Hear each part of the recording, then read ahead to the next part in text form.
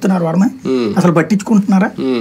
ఇంకోటి వర్మ అక్కడ అధికారులకి వీళ్ళకి ఫోన్లు చేస్తుంటే ఎవరో ఇంకొక అతన్ని ఎవరినో పెట్టారు, జనసేన ఇన్ఛార్జ్, అతని మాటే వినండి అని చెప్పి ఆఫీసర్లకి నాగబాబే చెప్పారన్నటువంటి మాట ఉందా అక్కడ. అప్పటి నుంచి అధికారులు కూడా వర్మ మాట వినడం మానేశారు అక్కడ. మరి ఇవన్నీ ఎట్టా జరిగినాయి? ఇప్పుడు అక్కడ జనసేన వాళ్ళకి కోపం వస్తుంది అక్కడ గనక వర్మకిస్తే.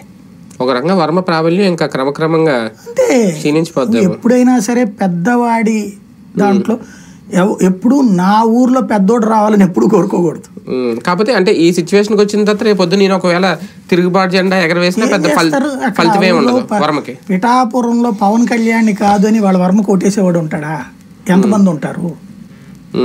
అంటే ఈయనకి కొంత ఓటు బ్యాంక్ ఉంటది కానీ ఆ స్థాయి ఆయన మీద గెలవగలిగిన సత్తా ఉంటదా? అదే ఒకప్పుడు ఉండేది కానీ పవన్ కళ్యాణ్ అనే పేరు లేనప్పుడు ఉంది. ఇవాళ ఎట్లా ఉంటది అంటే పవన్ వచ్చాక దాన్ని అర్బన్ డెవలప్మెంట్ అథారిటీ వైపుకి తీసుకుపోయాడా దాంట్లో, ప్లస్ హాస్పిటల్ అని అవని అని. ఇవాళ ఏంటి దేశవ్యాప్తంగా ఎక్కడైనా పిఠాపురం అని పేరు వినబడుతుంది. మీకు గోదావరి జిల్లా వాళ్ళకి ప్రేమలు ఎక్కువ, అట్లాగే దాన్ని ఏమంటారు ఇది కూడా ఫీలింగ్ ఎక్కువ, నా ఊరు పేరు రావాలా నాది అనేటటువంటి ఓన్ చేసేసుకుంటాం మనం.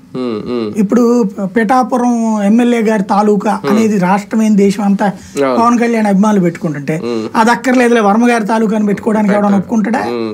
కాబట్టి ఒక్కసారి ఇదేంటంటే ఓ రకంగా చెప్పాలంటే జంబో జెట్, ఇది జంబో జెట్ వచ్చి కూర్చున్నా కింద నలిగిపోతాయి అంతే. వర్మ ఇప్పుడు వేరే నియోజకవర్గం ఎత్తుక్కుంటే సేఫ్.